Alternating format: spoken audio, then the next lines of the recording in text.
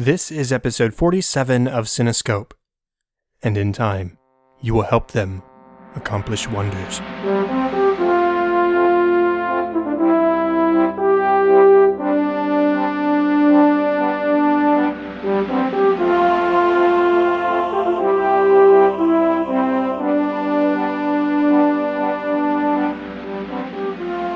Welcome to Cinescope, where our goal is not to criticize or to assign ratings, but rather to celebrate the movies we love, exploring story, characters, music, and relevance to the world around us.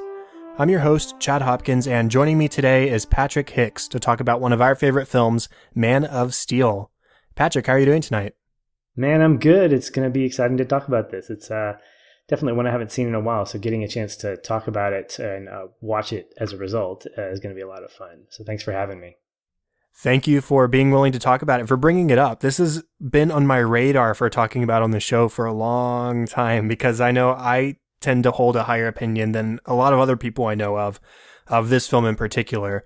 And it's worth mentioning that I have not seen the other DC extended universe films at this point. I've seen Man of Steel, and I unfortunately saw Suicide Squad. But aside from that, this is the only Superman featuring film I have seen thus far, and I will probably be watching Batman v Superman in the next few days, now that we're getting this discussion out of the way, because I wanted to talk about this movie from the perspective of somebody who has only seen this movie, to Right. witness and talk about Superman from the perspective of this film on its own. So I'm really looking forward to that, and glad you brought it up to finally talk about on the show. Well, I was glad to do it. Before we get started, would you like to reintroduce yourself and tell us who you are, what you do, your involvement with Feel and Film, all that kind of stuff? Yeah, in the world of the internet, I am a co-host of the Feel and Film podcast, where we take a look at film from an emotional standpoint rather than a technical one, really focusing on the things of what the movie does that make us feel, whether it's anger or excitement or despair. We've kind of run the gamut of different emotions based on the number of episodes that we've gotten to do over the last year or so. And when I'm not doing that, I'm working 40 hours a week as a multimedia designer. So I keep myself in the creative world, if not with the podcast, then with the current job that I have doing different kinds of design for e-learning and whatnot. Very cool. Yes, you host the Feel and Film podcast with Aaron White, who talked about Blade Runner with me and One Flew the Cuckoo's Nest, and most recently a bonus episode over the newest Pirates of the Caribbean film. And then you, of course, were on episode 22, I believe, talking about Rocky. So it's been a few months, and I'm glad to finally have you back on the show. Always excited to hear you say, I need you on my show. And so it's good to oblige when I can do that. Yes, I sent you a message a few weeks back saying, hey, Patrick, when are you going to be back on Cinescope? And so here we are. Well, very cool. I guess we're ready to go ahead and jump into the movie discussion. Are you ready? I am. Awesome. So we are talking about Man of Steel, which was released just over 4 years ago on June 14th of 2013. It was directed by Zack Snyder, who also directed Dawn of the Dead, 300, Watchmen, Legend of the Guardians, The Owls of Ga'Hoole, Sucker Punch, Batman v Superman, Dawn of Justice, and is set to direct the upcoming Justice League film. This movie was written by David S. Goyer, which is notable because he also wrote the script for Batman Begins, which we just talked about last week. So double dosage of DC superhero origin stories here on Cinescope. The music was composed by Hans Zimmer, who also composed the scores for The Lion King, the first 4 Pirates of the Caribbean movies, Gladiator, The Last Samurai, The Dark Knight trilogy, Inception, Interstellar, Batman v Superman, Dawn of Justice, with Junkie XL on that one. The movie stars Henry Cavill, Amy Adams, Russell Crowe, Michael Shannon, Kevin Costner, Diane Lane, Lawrence Fishburne, Antje Traue, Ayelet Zurer, and Christopher Maloney. So, starting off, Patrick, what was your first experience with this movie and sort of leading up to it? Well, I am a self-proclaimed public figure fan of the Big Blue Boy Scout. I have loved the character since the 80s when Christopher Reeve donned the red and blue. I grew up with him as my Superman. Back when the New 52 launched, it was my reintroduction into comic books. I'd been into comics when I was a younger kid, but got reintroduced back in 2011. And so Action Comics and Superman were, of course, on my list. And then when I guess it was the 75th anniversary of Superman was rolling around, it kind of coincided with this release of Man of Steel. And we hadn't seen an iteration of Superman since the days of Christopher Reeve. And the last installment of that was, well, let's just say it wasn't great. So it left kind of a bad taste in my mouth. The closest I'd gotten to that was Smallville, which was, it was a good series. Had its moments of like, okay, really, are you doing this now, kind of thing. But it never really talked about. It was always about Clark, who is a fantastic character to explore as well. But leading up to this film, I was so excited about this, and I remember having conversations with Aaron saying, "Man, I want this to be good. I want this to be good." Especially coming on the heels of Christopher Nolan's Batman trilogy, which was critically and commercially a huge success. I was just incredibly hopeful. I hadn't seen a lot of Zack Snyder's work. I was somewhat familiar with it, but this is my first full entry into his directorial waters. And so the first time I'd seen this was actually a midnight feature. It's the last midnight feature I've seen, the most recent. And it was a film that I had a lot of high hopes for. So going into it, my expectations were way up there. And I walked out very tired because I think it was like 2:30 in the morning and I had to work the next day. But it was also, I was excited. And you could say that if you looked at my excitement level over the course of the next several months and over the next year, it went from being like incredibly up there to slowly degrading after hearing the reviews and all the complaints concerning, Superman doesn't kill and that fight sequence was too long and all these things, and Zack Snyder needs to take his heavy hand away from a property like this because you're ruining my childhood. And then the rest of the DCEU started happening, and I started finding a better appreciation of the film. I took a rewatch of it about a year and a half later, after reading some more positive, what I consider more objective reviews of it, finding it equally as enjoyable as the first time I watched it. And then this last iteration for this episode, I just began to realize more why I really enjoyed it the first time. Like the things that I found so attractive in that first viewing, I was reminded of in this most recent one. So getting to actually get to watch it again, influenced by all those factors, has made it one of my favorite films. It's not perfect by any means, but I think that there is a lot about Man of Steel that both tells a great story and sets up for the progression of this character that I've grown to love in a different kind of way. It's interesting hearing that you have such a history with the character because I am just the opposite. I talked last week with Batman that I never was much of a superhero fan in general as a kid. I didn't watch the cartoons. I didn't read the comics. I just, for one reason or another, as a child, was not into the idea of superheroes. And beyond that, I was super not a fan of Superman. I guess as a kid, I had the perception, and I do have this still to a certain extent, I had the perception of Superman just being not interesting because he's all powerful and he only has one weakness. And so many times you see Superman portrayed in film and in TV and otherwise nowadays, they have to bring in kryptonite in order to give him any sort of arc or any sort of progression. He has to overcome the kryptonite. And I had seen Superman Returns back in 2005. I thought it was okay. And now I look back at it a little bit more fondly than I did at the time. I don't love it. I don't remember any of the Christopher Reeves films, though I've seen at least one or two of them once or twice.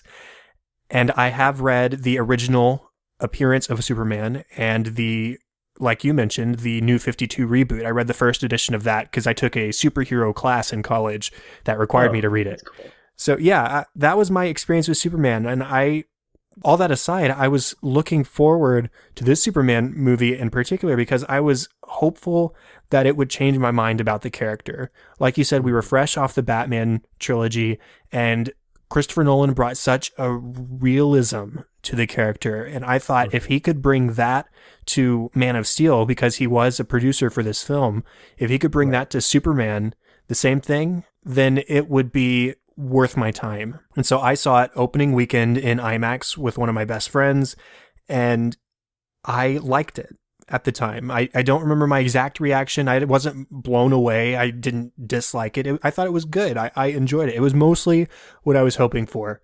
I did have my qualms, still maybe have one or two small qualms, but every time I've rewatched this film, and I don't know how many times it's been at this point, maybe 4 or 5, if I had to take a guess, I like it more every time I watch it. And I confided with you, Patrick, before we started recording, that watching today, I wept several times because this movie made Superman a character that I care about a lot. Right. And it's specifically within this film that I care about him a lot. I don't know what happens in Batman v Superman. I'll be watching that soon. But within Man of Steel, Clark Kent and Superman are characters that I adore and have a great deal of compassion for. So that was sort of my experience going into this movie and coming out of it. Well, you make a great point, and what you said earlier about how Superman really, you didn't say it this way, but I think I interpreted it this way. So if I didn't interpret it correctly, please correct me, that he seems kind of unapproachable in that he's got this sort of, I mean, he's a god. He essentially is this godlike character, unlike a Batman or, a Robin or even some of the MCU characters, where, they're normal people that get power thrust upon them. And so there's a really difficult approachability that this character has. And the fact that, yeah, he does have one weakness, and that is kryptonite. So the stories that are told, I feel like the best ones that are told are done in what I call long form storytelling, in some of your more series style things. Like I would love to see a television show, not necessarily Smallville, but a television show that explores the adventures of Superman. His stories are also given the ability to be they can be somewhat campy. Superman 3 is one of those things. People will argue with me, Aaron particularly, about how it's not a great film. And from the perspective of respecting a character like Superman, as far as like what Snyder does and what Richard Donner does with the first two, it's true. It's definitely a deviation, but it fits with the spirit of the character. But we're not here to talk about Superman 3. I think Man of Steel helps to capture what I think is difficult to capture about the character, and that is finding a reason to care about him, like you said, that goes beyond, oh, don't hurt him with kryptonite. We see battles in this film that I think are underappreciated because they're not man versus man battles. They're epic, like intergalactic battles to an extent because you're fighting aliens. But at the same time, there's this touch of humanity that I think Zack Snyder does a great job helping to capture in the charisma of Cavill and the relationship with his parents, both his dad's and his mom. Of course, his relationship with Zod as well. So I think that when you look at it that way, when you look at it as an attempt to not reinvent the character, but to tell his story for a new audience, I think that was definitely a helping point for me as I continued to reinvest time in the film. And it's why I've enjoyed it as much as I have this time around.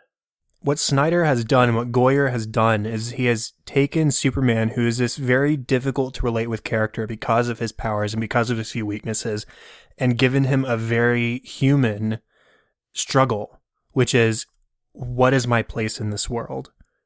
And that's where I hook on with Superman in this film. And so before we dive too deep into that, let's just start talking about basic story stuff. So from the very start of the film, we're thrust into the world of Krypton, which is fantastic in its terms of visuals and in world building, the technology that's presented, the life.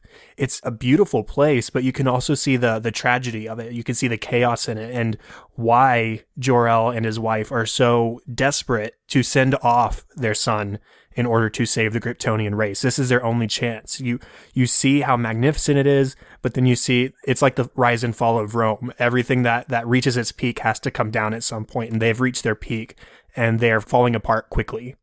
So watching the opening of the film with Hans Zimmer, drums ablazing, lots of fun, and we get this great emotional entry into the universe and the story they're trying to tell by seeing how much Jor-El and his wife care about their people and their son, and they use that care to send him off to both protect him and to protect the future of their race. I think that's a great way to start the film. Oh, I think so too. When I saw that opening scene, it felt bold to me. It didn't feel meek. It didn't feel like, okay, we're just going to gradually get you into Superman. No, we're talking about we're in the thick of it. I mean, Krypton is dying, and there are just like explosions, and there's just this drama that you're just thrust into. It got me excited about potentially, I don't know if I was thinking about this the opening night when I saw this, but I remember thinking, at least later on, man, it'd be cool to explore Krypton before it exploded. And of course, now there's a TV series that I think is being produced on Sci-Fi that Goyer is, I think, helping to pen about the days of Krypton. So that excites me. I think that I have a lot of respect for, and I don't know if there's source material that was used for this, but I have a lot of respect for creative sci-fi ideas. I really enjoyed the idea of the Genesis Chamber and the idea that for whatever reason, Kryptonians started being bred for specific purposes. That for some reason, reproduction was now managed. It wasn't something that was free. And so it gave a lot more weight to Kal-El being born. You know, in other origin stories, we're like, oh, he's the last son of Krypton, so he's going to go represent Krypton. Well, we have this added element of now he holds the human race literally in his body, and that he is a unique individual who is not born for a specific purpose, that he has his own way that he can be, that he can choose to be, good or bad, powerful or not, secret or out there. And having that set the way it is gives weight to the rest of the film, because those ideas then get echoed in the relationships that we see with him and other people, with Zod, particularly his relationship with Zod, how much that matters. That it's not just evil General Zod trying to take over the world, although that's part of it, but it's also got other stuff going on in it, and we'll get into that later. But I thought that the way it opened, not only from a dramatic sense, but also with so much substance as far as why stuff was happening, got me into the film. And I think it was different enough for me that it kind of made me think, okay, I'm in for something that's not what I'm used to. Am I going to be okay with this? And I walked away feeling better about it than I thought I would. It gives us more of a glimpse into Krypton than I think we've ever really gotten before. And it gives us a glimpse into the mindsets of Jor-El and Lara as they are making this monumental decision to send their son off the moment he's born. And you get a glimpse into Zod and why he is the way he is and why he thinks the way he thinks, because he was created for a purpose, and that's all he's ever known. Again, like I talked about last week with Liam Neeson's character as Ra's al Ghul, we have a villain here who's not motivated by taking over the world syndrome, by being just evil. He is doing what he was created to do. His purpose is just corrupted. And that is always fascinating when it comes to villains. So this beginning scene in Krypton gives us so much more than we've ever gotten in Superman films, to my knowledge, in just establishing everything that is happening and the circumstances and the why of it all. I love it all. The rest of the film, especially the next half or so, is told very much like Batman Begins. Again, it goes back to Goyer writing the screenplays for both, where we're sort of just dropped into adult Clark's life as he's on this journey to discover who he is and what he needs to do with his life. And mixing that with these defining flashbacks of his childhood and these pinpoints in his life where he can look back and say, that moment is why I am who I am. And I have this memory of my father, and he taught me this in that moment. And I would say that the nonlinear storytelling here is told even better than in Batman Begins, as far as the flashbacks revealing character. And I love when a screenwriter can take something so unique. You could argue it's not unique because he did it with Batman Begins, but it's unique. Not a lot of people do this and have it work so well, and it works fantastically here. I agree. And when you do that nonlinear storytelling, it's interesting because I've seen this done in TV shows where I guess I call it the, what is it? What did I call it? Anyway, it's where you tell the ending and then you go back and you you basically put the pieces together of why you get to that place. Quentin Tarantino does this all the time. Yeah, I call it the Tarantino effect because he does it all the time with a lot of his movies. I think where Nolan does it in Memento to give you the sense of just displacement and just kind of discomfort, I think what Goyer does is he does that in a more subtle way. Like, I don't think he's trying to make us feel uncomfortable, but I think he's trying to make us feel incomplete.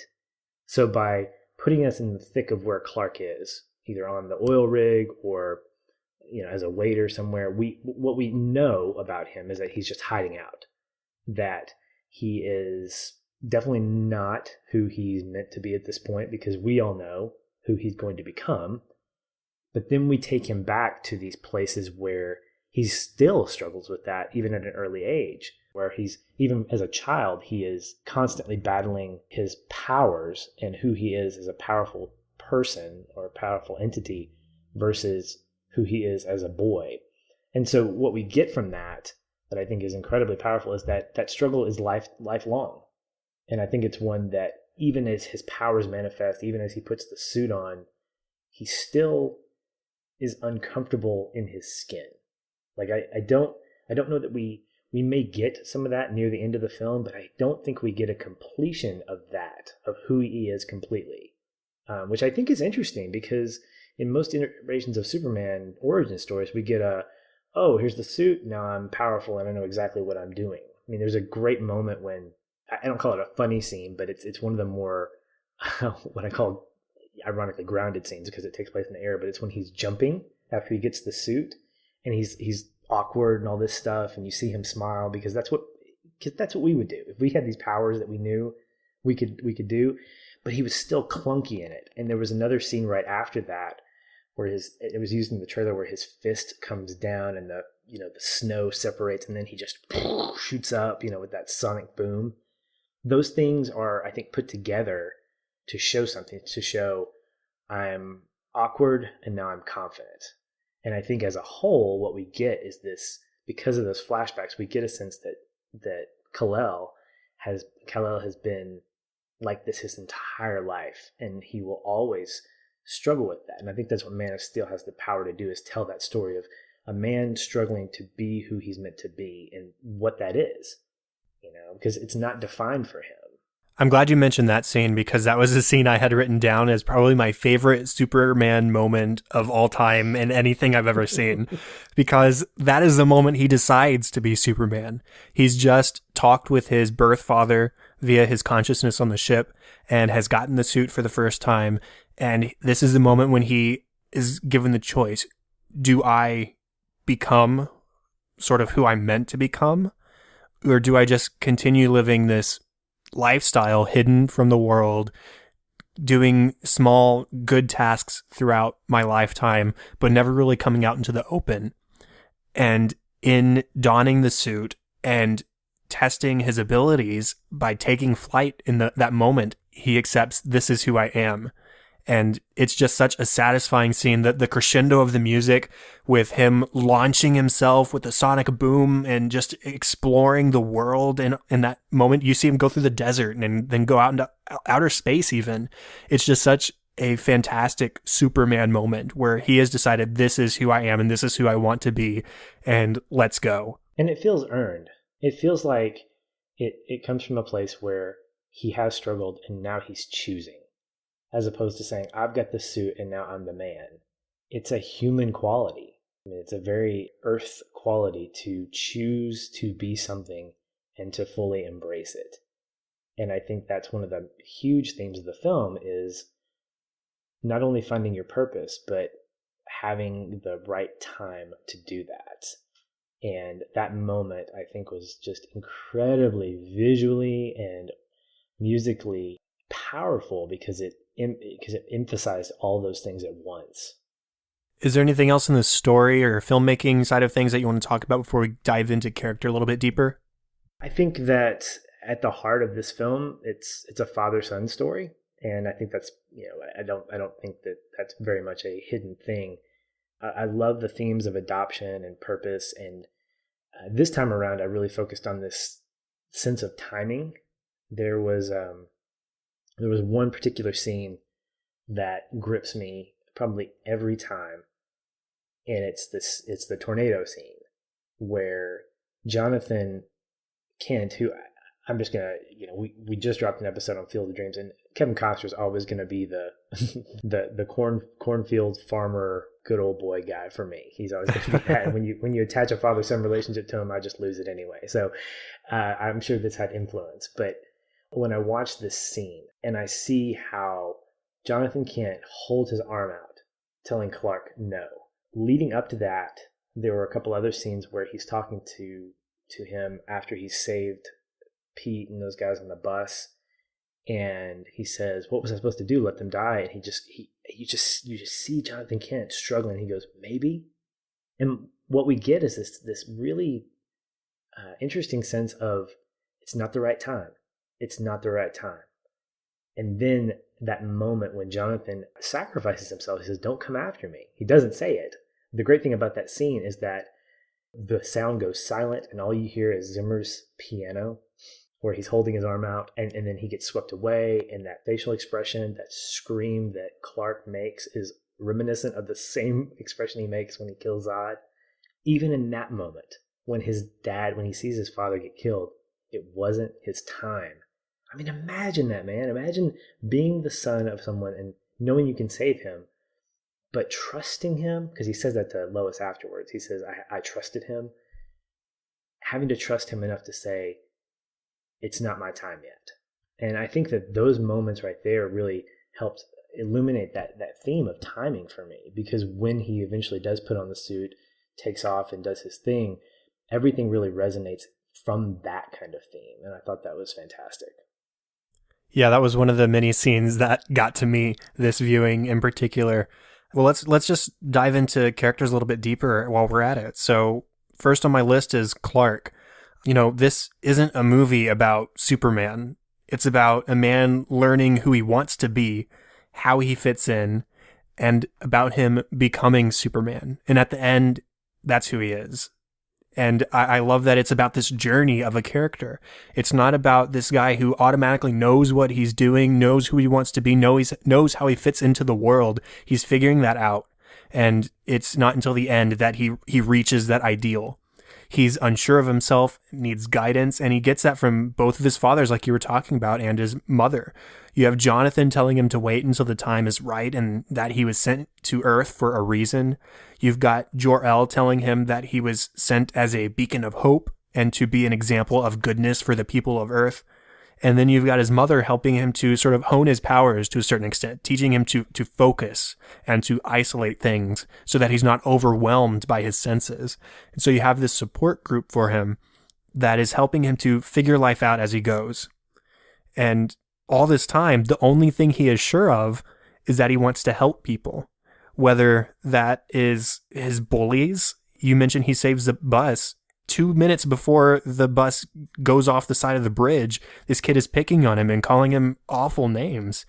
And yet he dives back into the lake after the bus has been rescued because he realizes, hey, this kid is still down there by himself. I need to go back and get him because he's a human life and worth being saved. So no matter what, no matter who the person is, Clark is about doing the right thing and helping people. And in his adulthood, he goes out in search of answers, helping others along the way. This is a passionate Superman. This is a person who cares about his parents, who cares about doing good and about stopping Zod by the end of the film. And I'll go ahead and address this now. Superman is known as a character, both Superman and Batman, characters who don't kill. That is sort of their thing in the superhero world. Yet in this film, Superman kills Zod. And I know that's gotten a lot of backlash from a lot of people, but I've never understood the backlash because for me, in that moment, that seems like the reasonable outcome of an absolutely impossible situation. And it is agonizing to him. You see how despaired he is that he had to kill somebody, not only because it's the act of killing and something he's never done before, but imagine what if Zod had not gone off the deep end? This was somebody who shared his race. This was somebody who could be a family to him on Earth. And because of Zod's actions, because of what situation Zod put Clark into, he had to kill Zod. And you see him let out that huge scream of emotion. It's upsetting, and I think it's reasonable to assume that the reason he doesn't kill in the future, again, I haven't seen Batman v Superman, I don't know what happens there, but maybe the reason he decides in the future not to kill is because he had this agonizing experience the first time he did kill, and he thinks to himself, man, I don't want to do that again.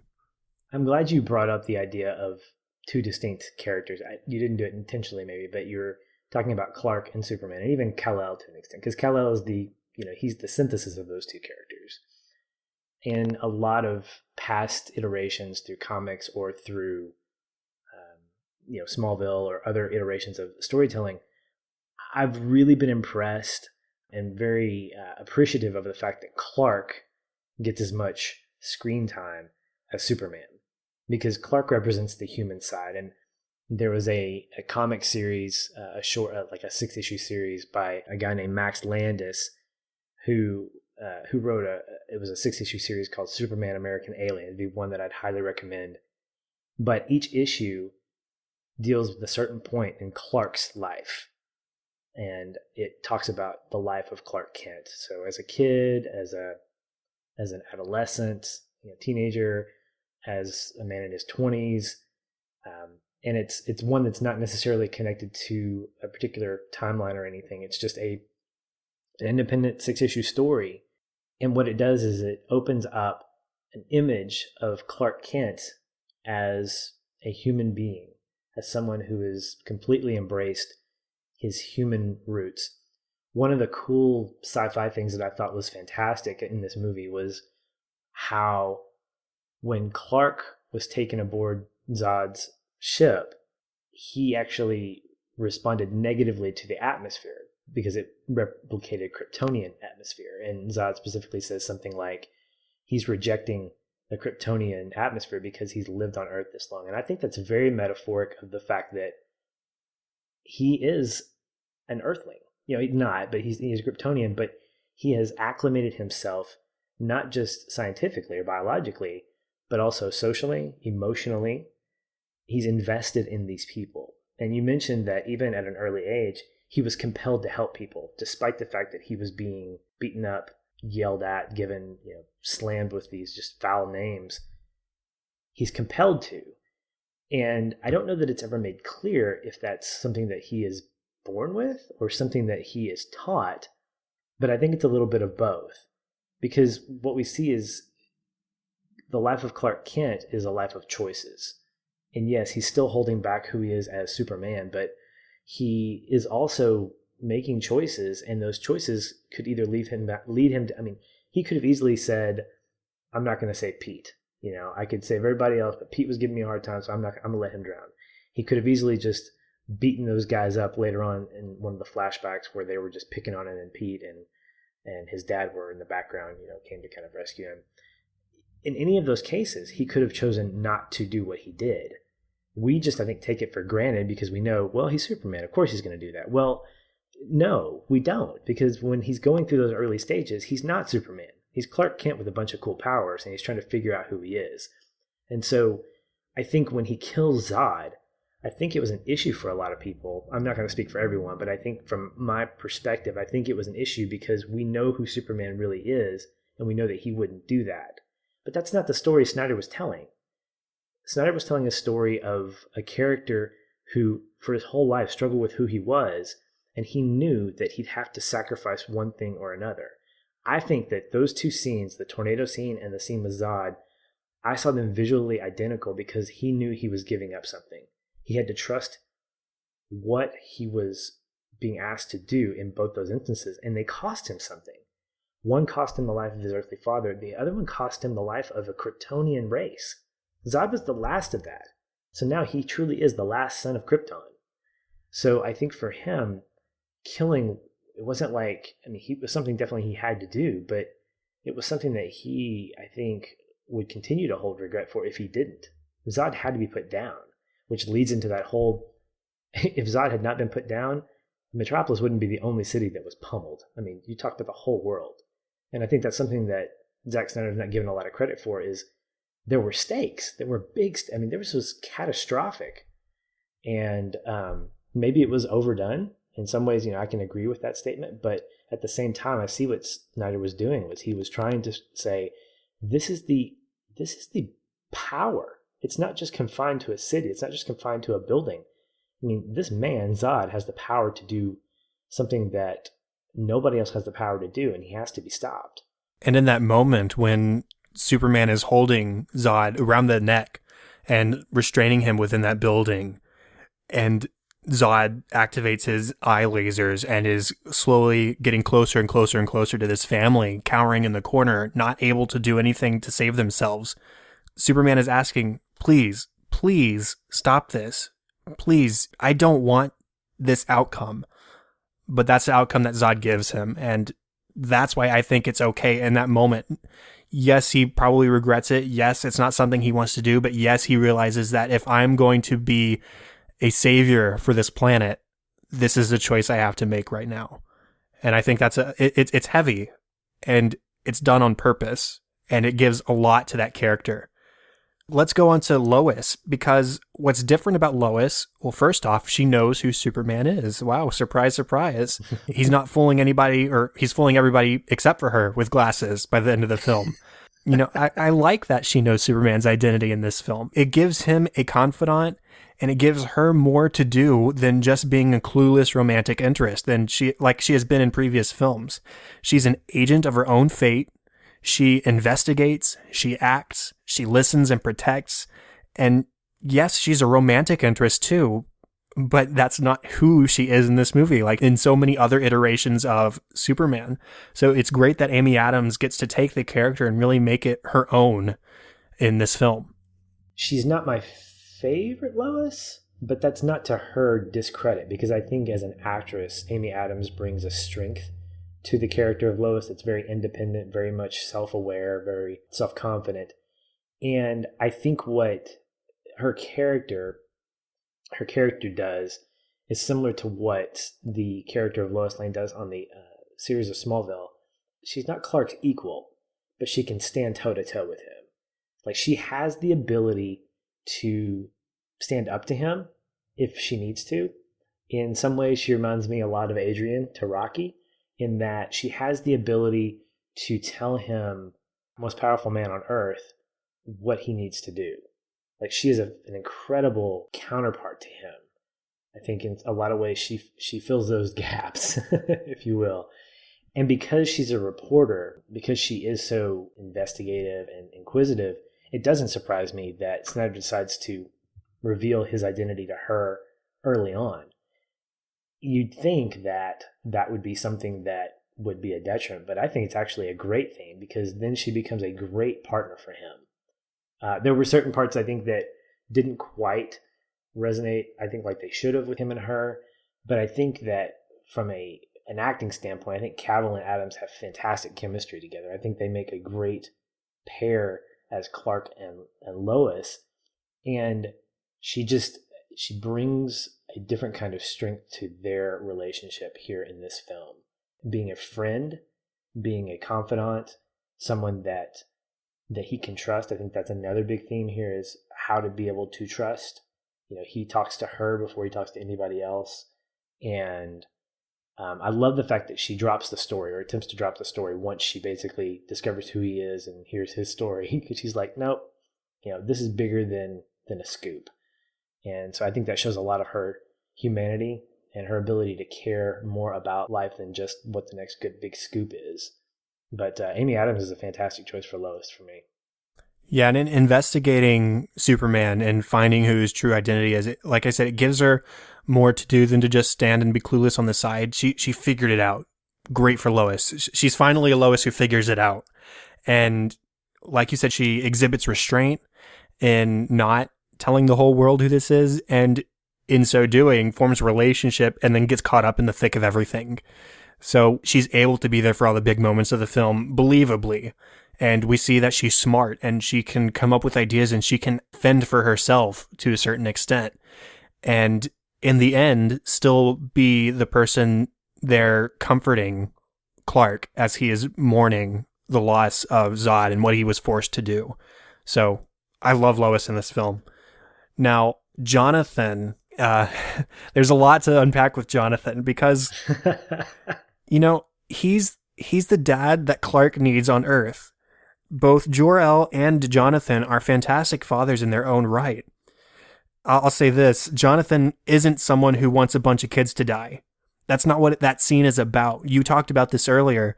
He wants Clark to reveal himself to the world at the time that the world is ready. But I think what's important about that scene, beyond just a time when the world is ready, is a time when Clark is ready.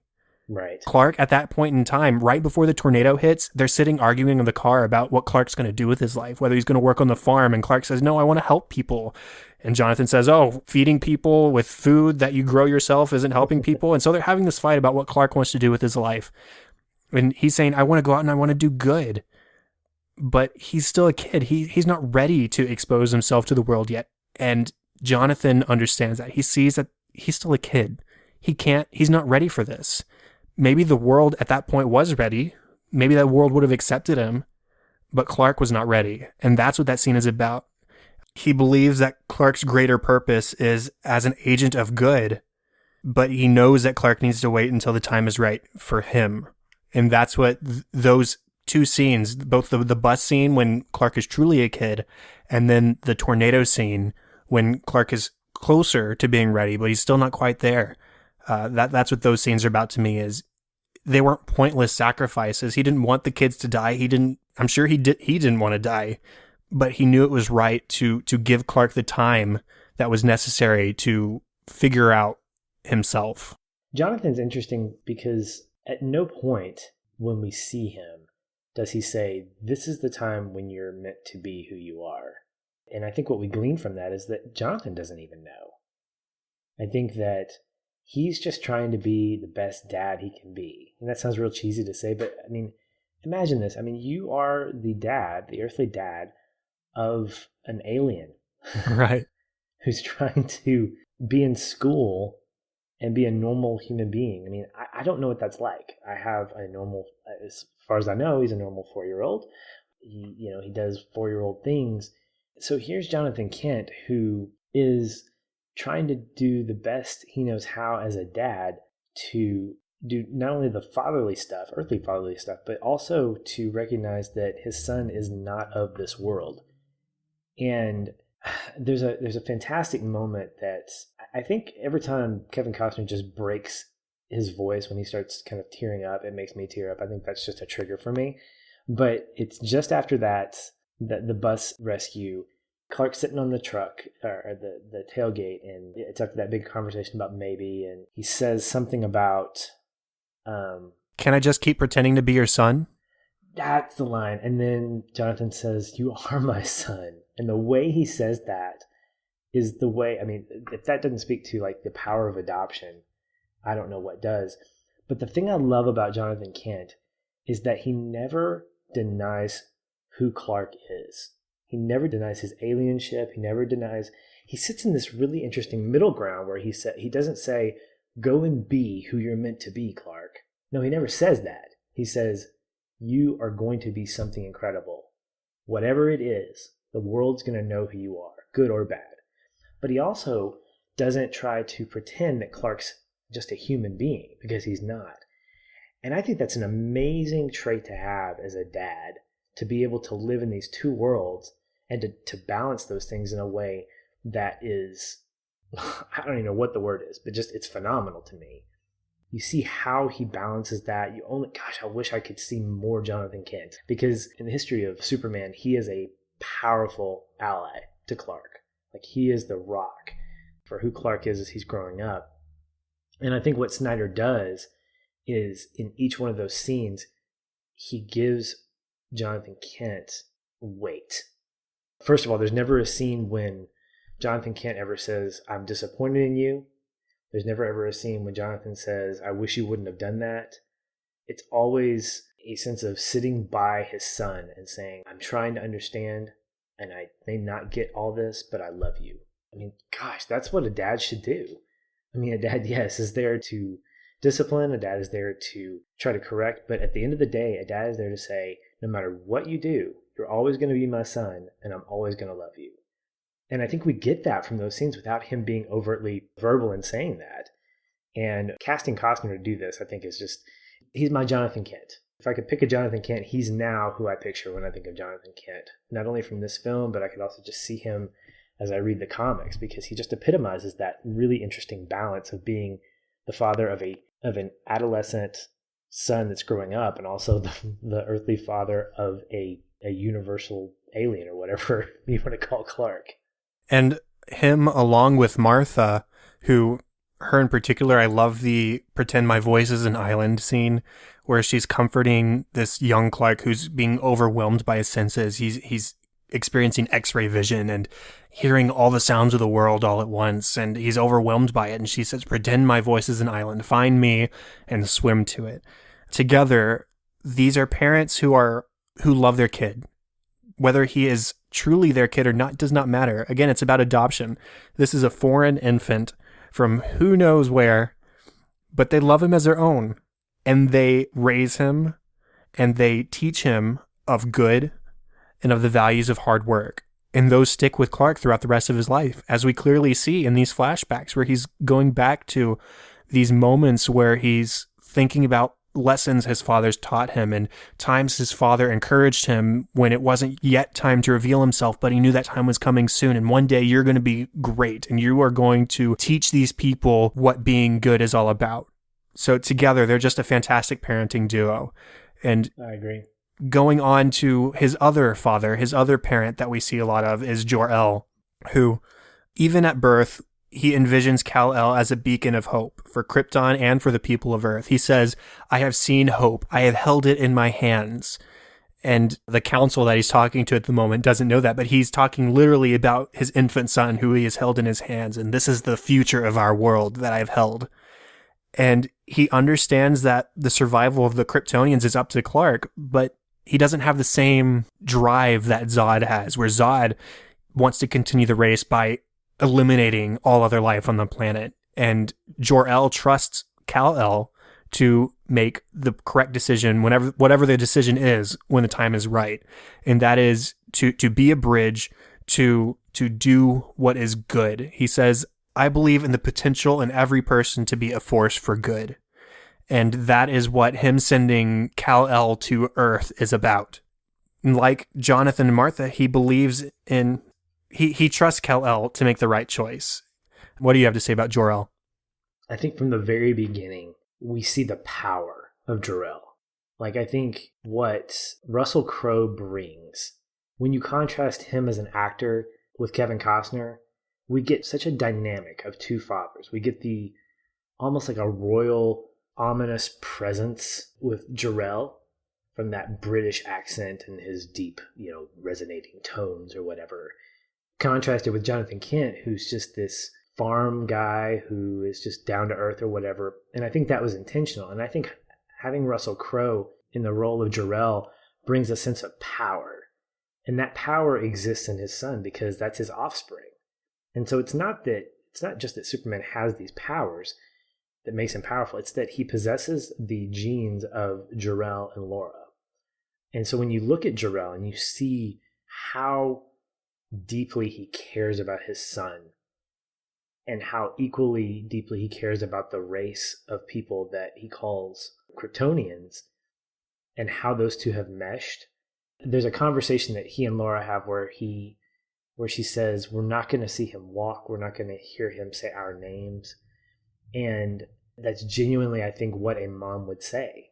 She sees the baby. She sees the child. Whereas Jor-El says, he is our future. He is the future of our race. He is the hope. And I wonder sometimes, because we never see him cry, I wonder if he has emotional, I would think he does, but it's hard for me to see if he has any kind of emotional regret when Clark leaves, when this baby takes off. I think it's maybe emphasized when Zod is talking to his hologram and he says, you have all of his memories, you have all this, but I wonder if you can feel his pain. And he describes how he's going to kill Superman and extract the codex from his dying bones. But not once do we ever see Jor-El cry. We don't see any kind of emotion on his face besides just sternness. And I think that's intentional because that's who Clark needs. He needs that sternness. He needs that pillar of, I need to be this. But I think he's complete when he finds that with Jonathan, because Jonathan gives him the sense of emotion and human connection. And so there's this really great dichotomy of those two characters and how we see them, sort of up against each other. It's neat seeing how those two play into Clark's life and how he takes the best from both. But Jor-El specifically, the power that comes from him, just who he is, he just emits this sense of real, like, I don't want to mess with this guy because he's gonna do something.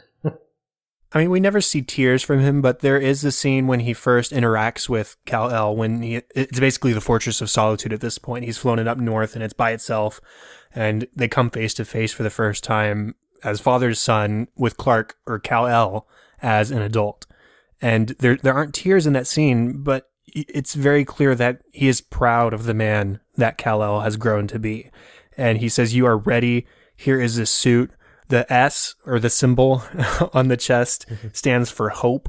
And that's who you are to these people. You are going to show them, you're going to be an ideal for them to strive towards.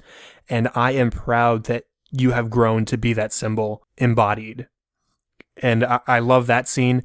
And just a tidbit, I do love the scene later when he is on Zod's ship after Lois has put in the key and has installed Jor-El into Zod's ship. And there's this, it's pretty funny actually, sequence where he is guiding her out to the escape pods, and as soon as she turns a corner, he's in a new place, pointing to a different door, opening a door. It's just it's not funny, but it does have a bit of humor to it as you watch him just appearing every time she turned the corner, and he makes this funny hand motion whenever he opens a door. Yeah. It's just a cool way for the character to continue on despite his death at the beginning of the film, and it's a great way for him to interact and still essentially be himself and express that pride for his son and who he has grown to be. Now, last on my list, at least, is Zod. So what I talked about earlier, he's a great villain because he's not a person who's just evil. He's doing what he thinks, what he believes to be right as per his purpose that he was born to do. He was created to protect Krypton, and everything he does, no matter how violent or cruel, is to protect his people. And now his people are gone. And so what do you do when your purpose is erased? You go crazy like Zod does. I'm not trying to justify Zod, but in his mind, he is justified to do these acts because he feels like it is what he was created to do. And when his purpose is gone, that's all he has. And he has to take it out on the person who has removed his purpose from his life. Just like Kal-El, just like Superman, you see his passion for what he is doing with his life, and you see the devastation he has at his loss. And so in that way, he's an empathetic character. You see and understand why he is so upset in this moment, but that doesn't justify his actions. And another sort of justification, I suppose, for Superman's killing him is you see the destruction that this man is capable of. You see buildings crumbling. When the terraforming generators are set up, you see the damage it is doing to the world in those points on the globe. And there's no other way. This man has to go. And it's just an example of Zod's power and his passion that leads to Superman having to make this choice to end his life. Zod's an interesting character, and I can appreciate any storyteller who allows me to feel sympathy for a villain. And you're right, killing isn't, the repercussions of his actions are not justified. Maybe. And I think that's why I find the killing of Zod so intriguing in light of the reaction to it. Because folks that don't like that go back to the general rule that Superman doesn't kill. Like, there's this inherent moral clause in his superhero contract that says, nope, he doesn't do that. But you could say the same thing if you applied that same logic to Zod, who was born and bred to be a protector of Krypton. and as he puts it, would do anything to make sure that protection stays intact, no matter if it means killing people. So his purpose is clearly defined. So it brings up a really interesting question: is Zod justified in the way in which he reacts? Because he ends up telling Superman, you have basically taken my soul.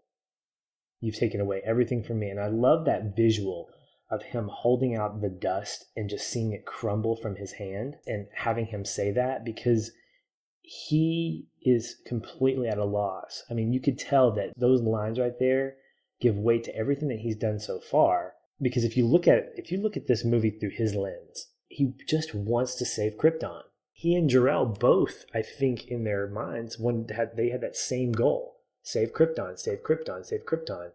The thing is, from Zod's perspective, he could only save Krypton from his own purposed role. He wasn't a scientist. He wasn't a politician. He was a soldier. So what do you do as a soldier? Well, you take out anything and everything that's going to get in the way of saving the thing that you're trying to preserve. And so I make this argument to make it sound like, well, more power to him, kill the human race. No, because I'm a human being. You don't take my planet from me, okay?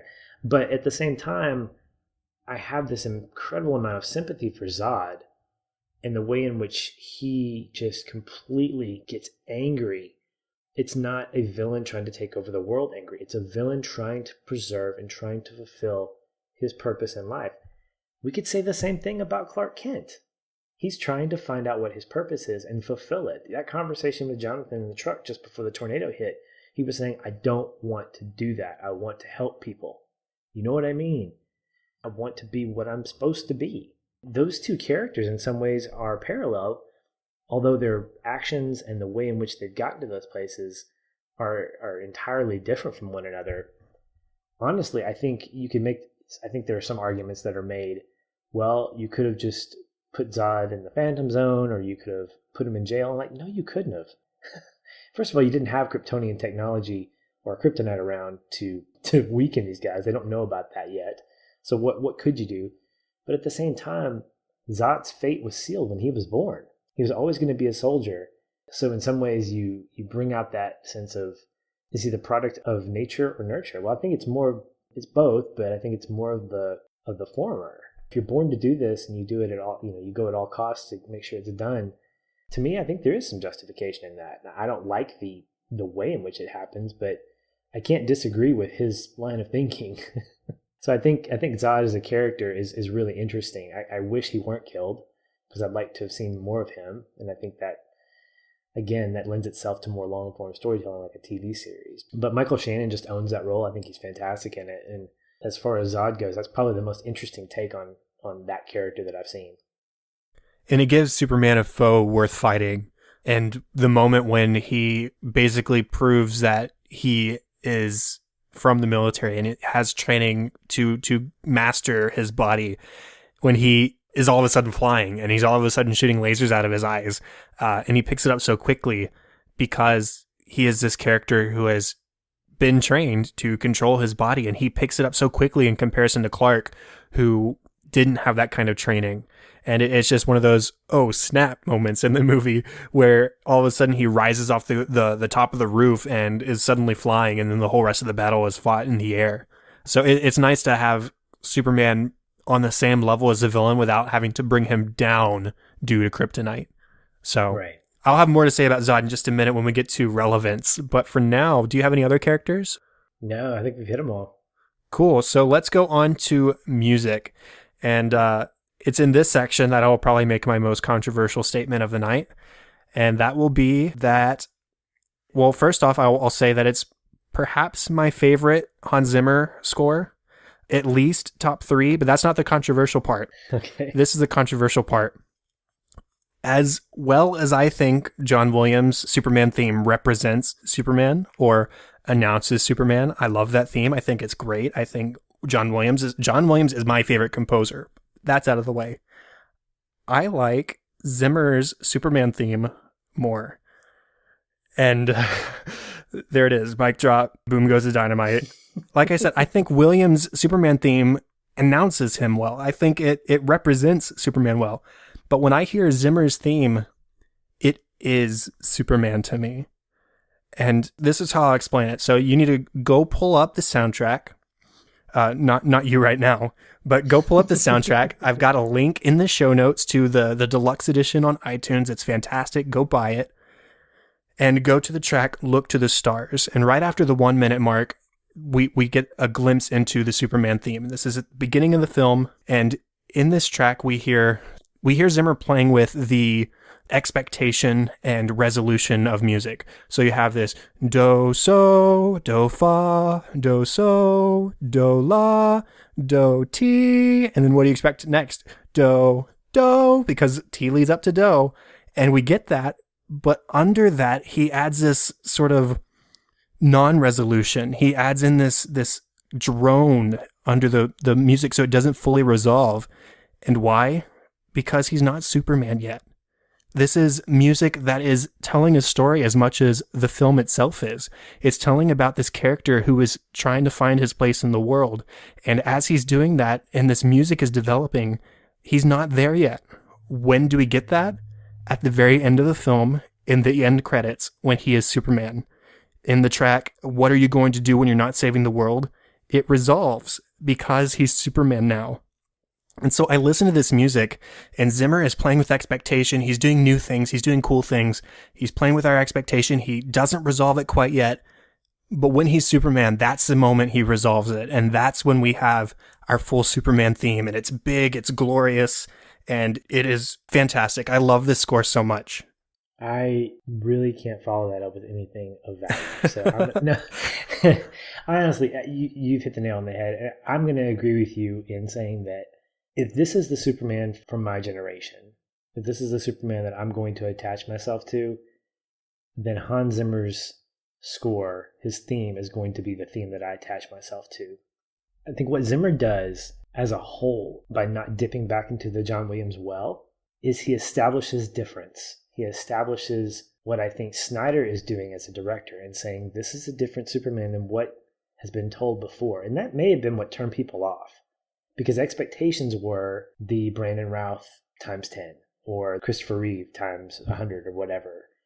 And what we got was we got muted color palettes. We got heavy and somber music. And we got the darker costume. And we got steel, no pun intended.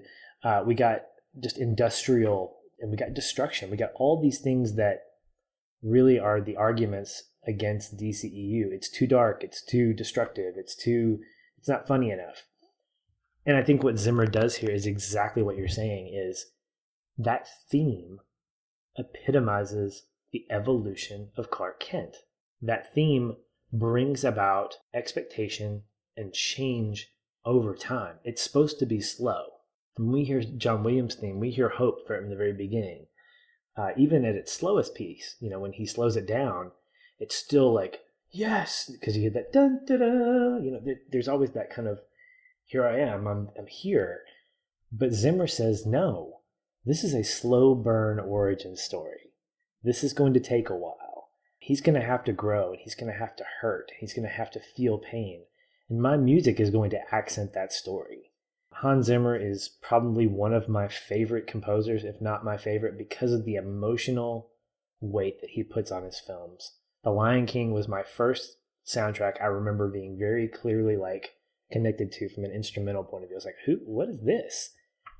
And so seeing his name attached to Man of Steel, I got very excited about it. And so hearing what he did by not going back to the John Williams well and by establishing something new and different excites me. And I will say this, just as it's not really a spoiler, but you hear hints of that in BVS, just because he's the composer, and it lends itself to what's happening in the film. And so I'll be interested to hear your thoughts as you when you watch it, to see kind of how you think it fits into the overall story. But yeah, I think the music plays such a prominent role, not just from the emotional weight, but also from the action sequences. These big, giant, explosive scenes, he does your standard big orchestra pieces that fit with the moment. But I love that he's able to scale it back with that piano of those 6 to 8 notes. It's just, I love it. I could listen to that simple piano forever. It's worth noting that, I mean, Zimmer, with the main theme for Superman here, is playing with the same notes that William does in his. In Williams, you have so, do, so, do, so, do, so, mi, re, re. That's it. It's very simple chord notes. And that's what Zimmer is playing with in this one. He just approaches it differently. He gives it some conflict, some dissonance, and by the end, when he's Superman, that's when he resolves it.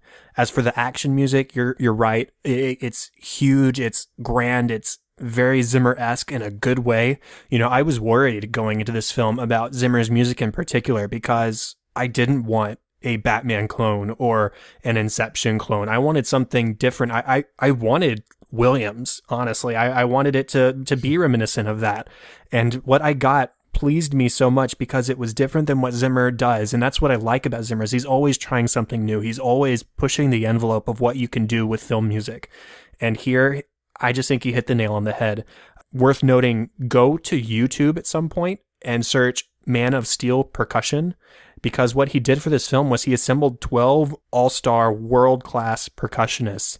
And there's video of the 12 of them sitting in this circle in a room in a recording studio recording this drum track together. And it is fascinating to watch, and it is so cool, and it gets this huge big sound that is so different. One last thing about the music, I love that Zimmer is able to capture both the largeness of Superman and of Zod and of this clash of titans, but he's also able to capture the intimacy of Clark Kent with his family in Kansas. And that, it's just amazing. I love Williams, but for me, this score is Superman, and that's all I have to say about that. Well, I will not add to that because that's perfect. Let's sort of wind down a little bit into our relevance section. So what is one of your takeaways from this movie, Patrick? Well, as someone who attached himself to the main themes of a father and son's relationship, I gravitated towards this idea of when I look at my now 4-year-old and I think about the themes of Man of Steel, I think about what he could become. He's, again, as far as I know, not an alien. I'm pretty sure he's not. 99.9%. But I think he may act like one sometimes. But no, I look at him and I think you have the capacity for greatness because you are not a mistake, because you were made purposefully. And my faith really kind of defines my life. And so when I think about Man of Steel, of course, there's a lot of references to the Messiah and things like that. And you could spend a whole podcast just talking about those. But I think from a father-son point of view, when I think about the timing theme, and I think about how Jonathan looked at Clark and he said, not yet, not yet, not yet. I think about the moments that my son wants to do so many things and he's just not big enough. And I say, you're not big enough yet. You can't do that just yet. And how ambitious he is. And I think about that in light of how, as he gets older, his ambitions are going to get even bigger and bigger and bigger. And then there's going to become that moment, and maybe I'll be around to see it, maybe I won't, where he will be able to fulfill whatever his purpose is. And it may be something that scares me to death. It may mean him leaving and me never seeing him again. And it may be him sacrificing himself physically or emotionally that I can't do anything about. And so I ask myself in those moments, am I going to be able to trust that he's making the right decisions because of how he's learned to wait? And it's an amazing, wonderful, scary thought to think at some point my son's going to begin to make those decisions on his own, either because of my influence or despite my influence. And I both look forward to and am incredibly cautious of the man that he's going to become, because I know that he's capable of great things because of the fact that he just exists. And like Jonathan, I think he could do things that could change the world for better or for worse. And I've got to just trust that he's going to make the right decision. So I resonate with that father-son relationship, and also that idea of timing and saying when it's the proper time, he's going to do something amazing. And am I going to be ready to either have to let him go if I need to, Am I going to be able to celebrate with him, even if I don't know exactly what is going on? I love that. I love that I can connect with that part of Man of Steel, and not just because I'm a fan of the character of Superman, but because I'm now a father and I can get that. So that's kind of the big takeaway for me. I can't truly identify because I'm not a father, but I definitely see where you're coming from. And you touched on a couple of my things. So first, I just want to point out a few of the Superman as a messianic figure references. At the beginning of the film, Jor-El says he will be a god to them. Jonathan says, you have another father who gave you another name. He sent you here for a reason, just like God did with Christ. You have the idea that he was sent by his father to be a sort of savior for mankind. And then you have moments when he sacrifices himself, when he bursts into the terraformer knowing that he's weaker around it, but he's going to do his darndest, whether it kills him or not, to save Earth from this device that's going to kill them all. Or even killing Zod. In that way, he sacrifices his innocence. He sacrifices the part of him that has never killed anybody. And he does it because he's protecting the people of Earth. And just a couple more, there's the scene where he asks his father why God gave him these powers. And then there's another scene where he goes to the local priest for advice on what to do in this impossible situation he's being put in. So there's lots of Christ references in this film. And from the beginning, Superman has always been a Christ-like figure. From its inception, that's just who he is. Now, again, I want to quote Jor-El. He says, there is potential in every person to be a force for good. He sends Kal-El/Clark to be a model of that strength for good and for the people of Earth. He says, give the people of Earth an ideal to strive for. And Jonathan, as his second father, believes in Clark's ability to do good as well. So you have this potential in everybody to be a force for good. And along with that, you have the power of choice. Clark had the choice to be this force for good or not. The Kryptonians, we learn, were bred for individual purposes. They had no choice. And what happens when you have no choice? You become Zod. You become so focused on your one thing that you tune out everything else. And it corrupted him. It's not necessarily his fault. He was created for a purpose, and when you don't have that purpose, what do? I assume you go crazy like he did. Clark had the power to choose who he wanted to be. Right. And because of that, he chose to be good. He chose to be an agent of good. Yes, he had positive influences in his life. He had Jonathan and Martha who raised him and taught him the power of good and the values of hard work. Then he bumps into the projection of Jor-El in the ship, and he tells him that I sent you there to protect the people of Earth and to give them an ideal to strive for. But he didn't have to do that if he didn't want to. He had the choice, but it's because he had that choice that he makes the right one, which is to become Superman and to be a savior for the people of Earth. Very cool stuff. I actually didn't think about that until you just said it. The power of choice is something that both Clark and Zod had. They had the power to choose at some point. Zod could have shut his laser beams off and he could have said, you're right, we could make this world better. And he still chose not to. At the end of the day, he could have made that choice and he didn't. So that's really interesting. The last thing I had was the idea of there being consequences to our actions, which is a pretty common theme. But you have Clark saving the bus nearly leads to his discovery. You have Jor-El sending his son, leading to his premature death at the hands of Zod, being stabbed in the gut. You have Zod corrupting his purpose, which leads to his death. You have Clark seeking answers, which originally brought Zod to Earth. Remember, he activated something on the ship, a distress signal that brought Zod to Earth in the first place. And then probably what used to be my biggest problem with the film, and it didn't bother me so much today, and that's the destruction at the hands of both Zod and Superman at the end of the film. You've got, like I said earlier, this clash of titans. At their hands, there is so much death and destruction in Metropolis. There are buildings crumbling all over the place, and there've got to be thousands of people who died in that scene. But what used to bother me about it was Superman shouldn't be doing something like that. Superman should be more careful in the arena of this battle, I suppose. But watching it today, the movie doesn't ignore that people are dying or ignore that Superman is doing something contrary to what we typically assume of him. there are scenes in that battle when we are focused on the people of the city, whether it's Perry saving, I forget her name, but saving one of his fellow workers from the rubble, or whether it's just onlookers looking as they watch their supposed savior toppling buildings around them. It's not ignored at all. And Superman, I think, understands that. And I know that's dealt with partially in Batman v Superman, the sort of fallout of this battle and public opinion of him due to the destruction at his hands. And so because of all of this destruction at Superman's hands, there's consequences. It's, again, another reason why Zod has to die, is because all of the destruction that does happen in this scene, both at Zod's hand, at Superman's hand, but in a way Superman's hand is forced because of who Zod is and what he's trying to accomplish. And so, like I said, it's not ignored in this film like I initially accused it of.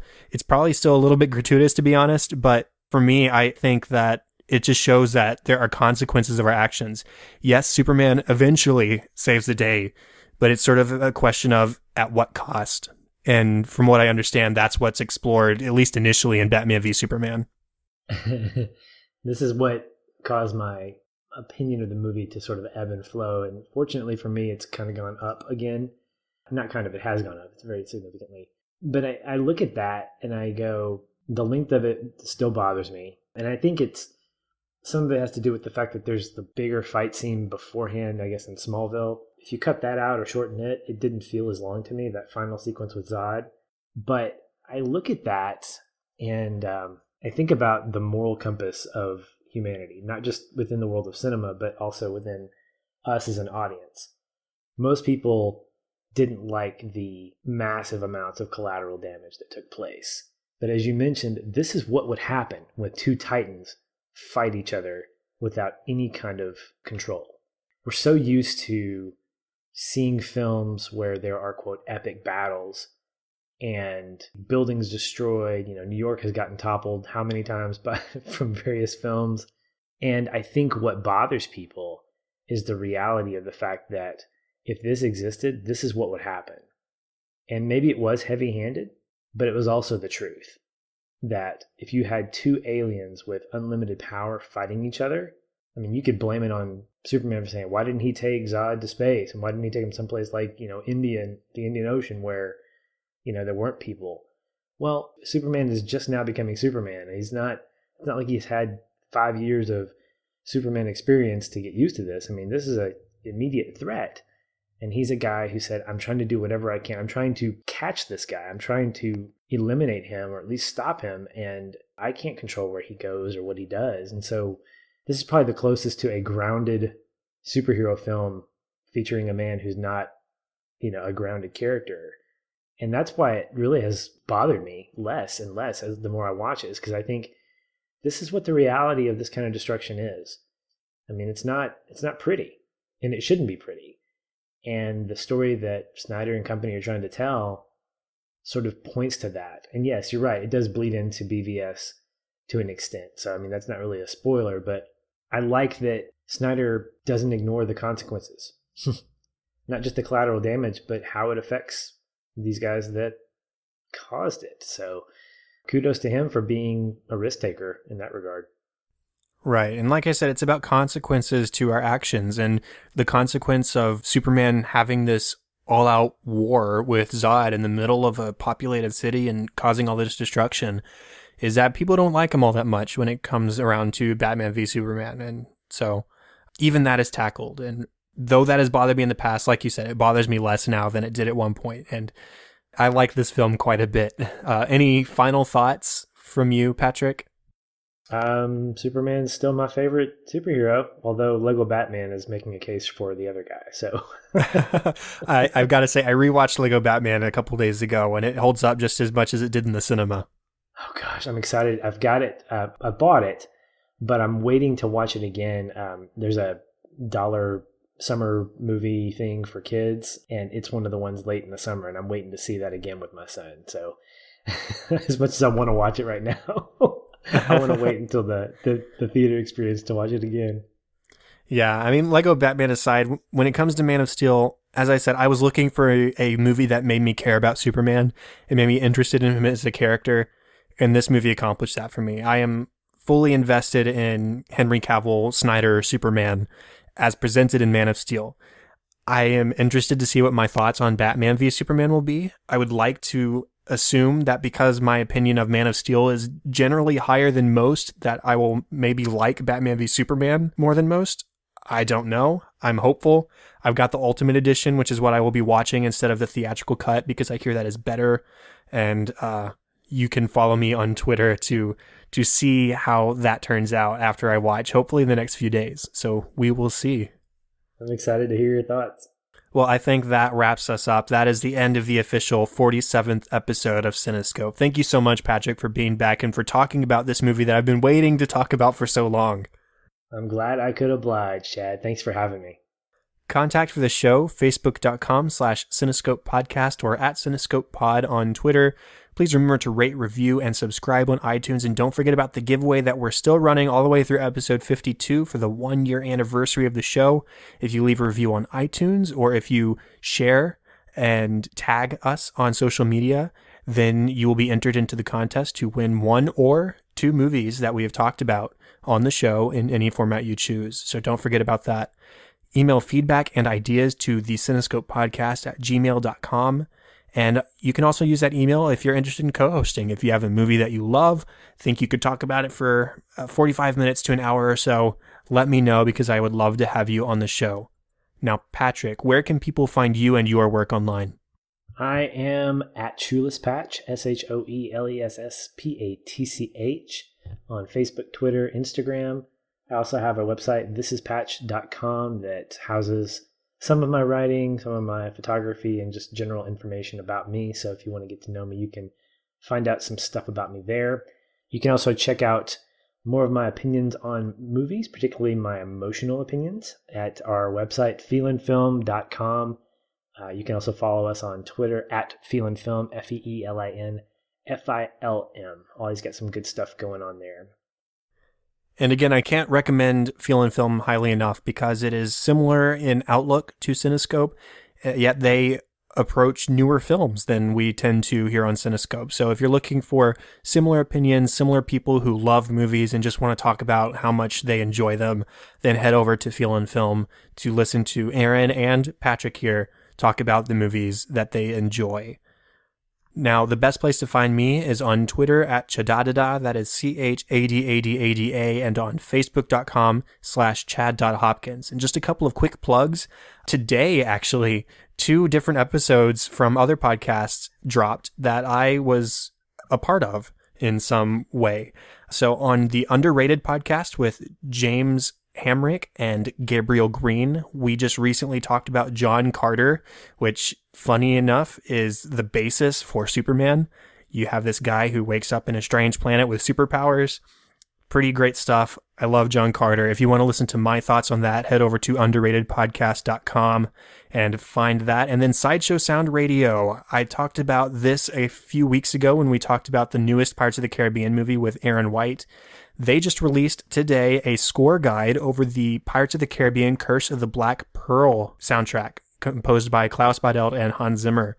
And I contributed some clips to that. So if you want to hear that, it's a very comprehensive walkthrough of the score for the film, and it's very fun to listen to. I listened earlier and had a great time with it. So go check those out if you want to hear more of me elsewhere today. Anyways, all that being said, show notes, contact information can be found at thecinescopepodcast.com, and that is all for this week. Once again, thank you so much, Patrick. It's always great having you on the show. Good to be here, Chad. Thanks for having me. And thank you, everyone, for listening to episode 47.